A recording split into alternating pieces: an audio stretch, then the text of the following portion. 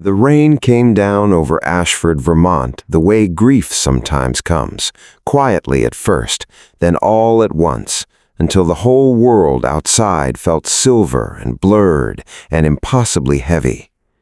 Daniel Walker stood at the open entrance of his repair garage, watching the storm gather, his hands stained with grease, his dark hair damp from the heat of a long day, his shoulders carrying the particular exhaustion that belongs not to a single hard evening, but to years of being the only person holding everything together.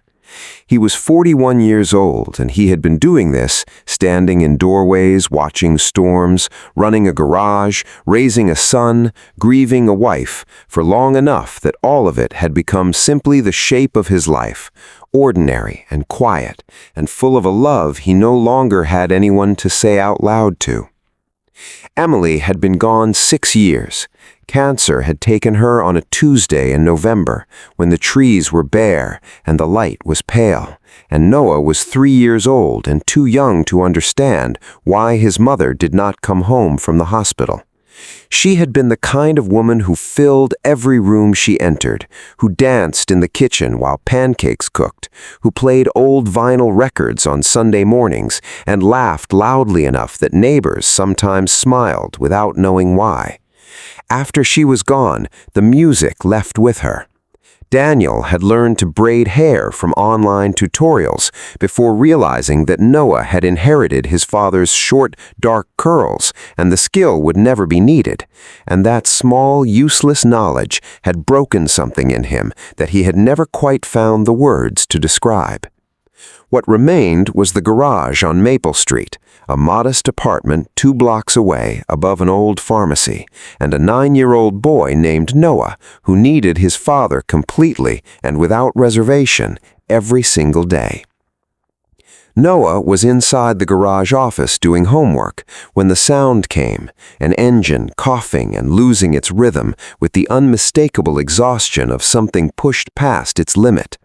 A black sedan rolled slowly to a stop at the garage entrance, steam curling from beneath the hood and dissolving into the rain.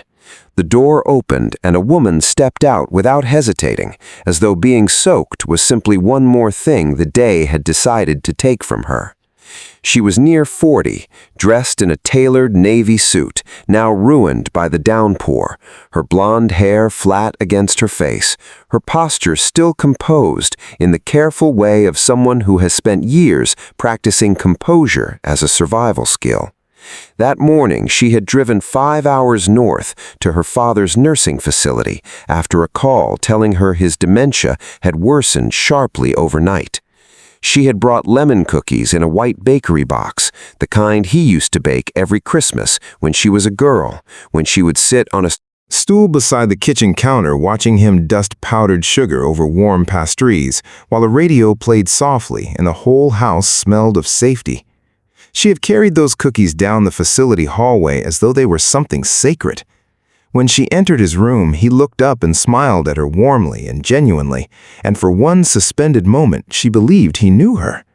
Then he asked if she was the new nurse. She sat beside him for 8 hours after that, holding his hand, talking softly, hoping that one familiar word might find its way through to him. It never did. He never spoke her name. By the time she walked out into the evening air, she felt emptied of everything. And then her car broke down, and then the rain arrived, and there was simply nothing left inside her to hold herself together with. Daniel took one look at the engine and understood the problem immediately. The serpentine belt had snapped, and the engine had overheated from the strain. The parts he needed were not in the shop. The repair would take until morning. Sarah looked out at the dark, wet streets and felt a quiet panic she had not experienced in years, the panic of someone who has always had a plan and has suddenly completely run out of them. There was no phone signal. The storm had taken the lines down on the north end of town. The nearest motel sat in low ground that flooded in heavy rain. For the first time in her adult life, she had nowhere to go, and the skills that had made her exceptional in every professional situation she had ever faced offered her absolutely nothing useful. She stood there, drenched and hollowed out, and finally, quietly said the words she had spent her entire adult life training herself never to need. She said she did not know what to do. She said she needed somewhere safe. Daniel looked at her face and recognized the expression on it the way you recognize something you have worn yourself, that specific look of a person who has been strong for so long that the moment they stop, they are not entirely sure how to remain standing. He recognized it without judgment and without hesitation. Noah had appeared in the office doorway without anyone calling him, watching the woman with his serious, careful eyes. He did not make any assessment. He simply saw a person who looked the way he felt during thunderstorms, uncertain and small and in need of something warm. Within minutes, Daniel made his decision with the quiet simplicity of a man who has learned that the right thing rarely announces itself dramatically. The apartment was small. The sofa was old. There was not much to offer, but it was warm and safe and dry, and in his experience, those three things together were worth more than most people remembered until they needed them. The walk home lasted 10 minutes, and Noah talked for nearly all of it, asking Sarah about Boston and baseball and blueberry pancakes versus chocolate chip, a question he clearly regarded as genuinely important. Sarah found herself answering and even laughing softly, and she noticed as they walked that it had been a long time since anyone had spoken to her simply because they wanted to know her without wanting something from her in return. Daniel's apartment was modest and entirely lived in, the kind of home that holds the shape of the life inside it.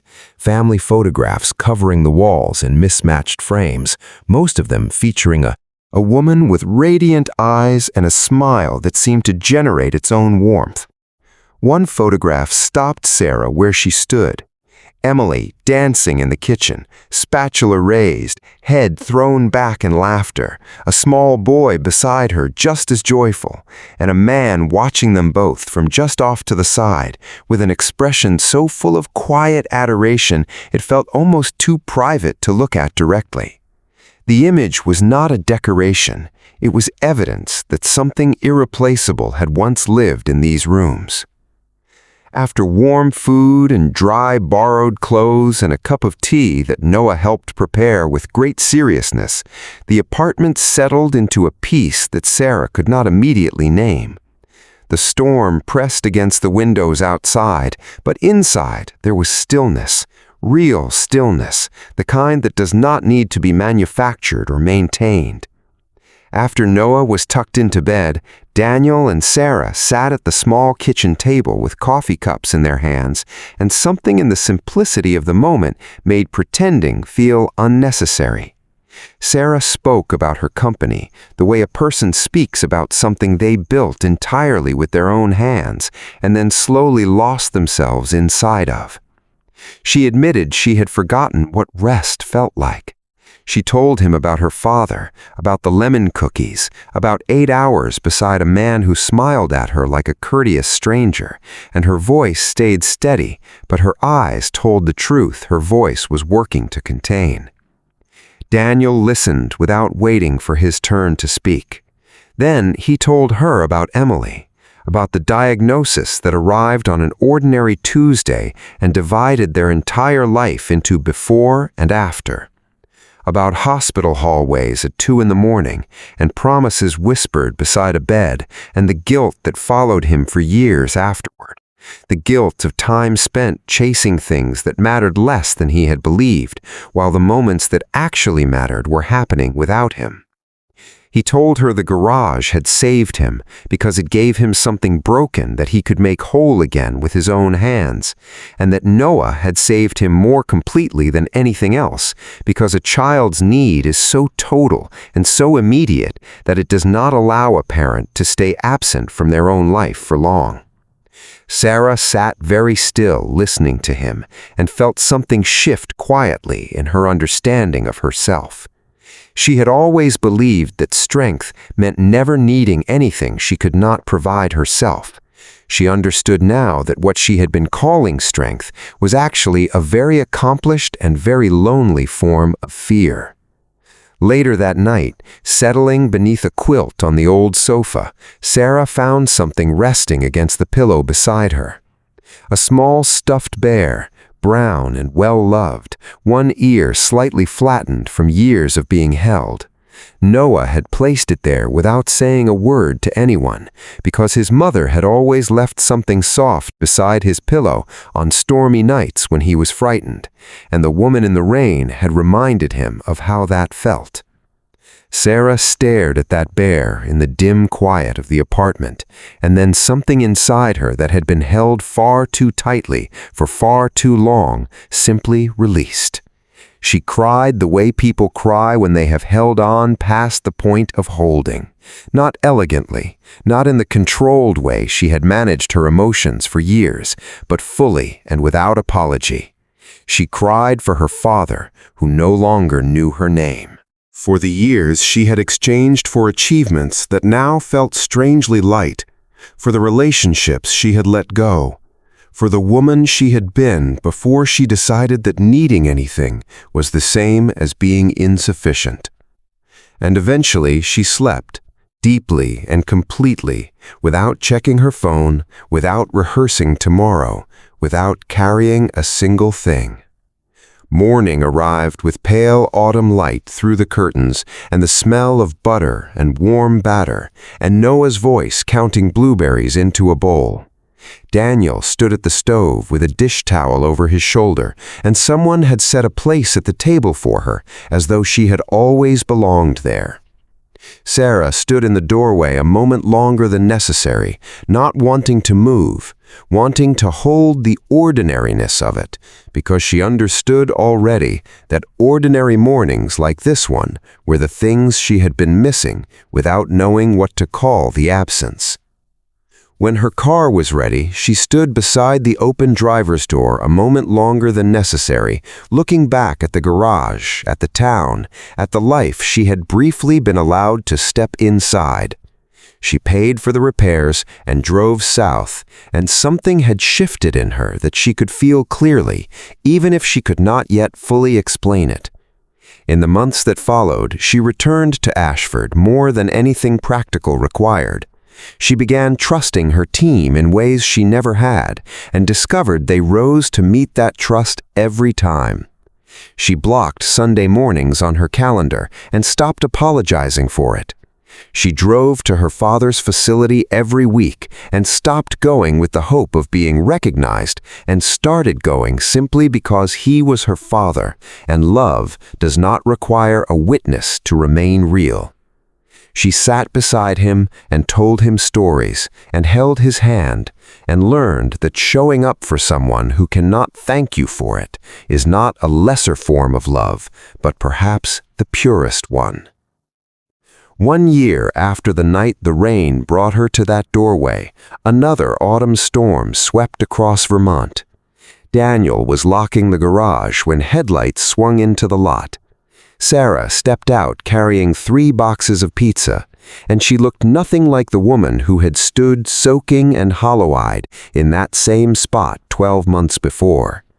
She looked lighter, not because life had become easier, but because she had stopped carrying things that were never meant to be carried alone.